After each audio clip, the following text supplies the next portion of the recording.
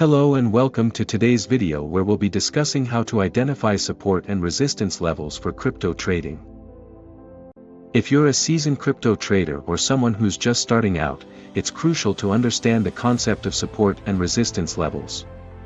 These levels represent areas where the price of a particular crypto asset is expected to either bounce back up or break down.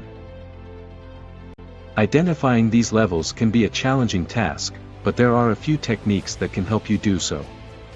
The first technique is to use trend lines. Trend lines are straight lines that connect two or more price points and can help you identify the direction of the trend as well as potential support and resistance levels. Another technique is to use moving averages.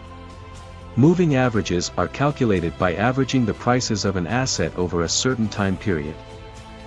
These averages can help you identify potential support and resistance levels by showing you where the price of the asset tends to move in relation to the moving average.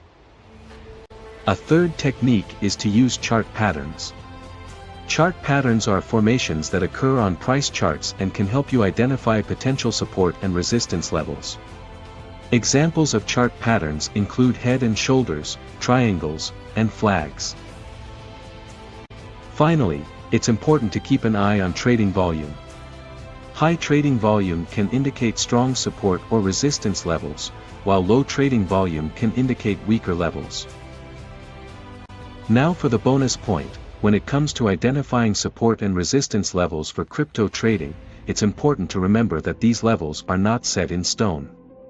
They can change quickly based on market conditions and news events, so it's important to stay up to date and be flexible in your trading strategies.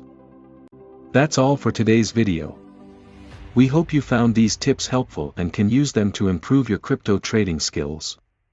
Thanks for watching and we'll see you in the next one.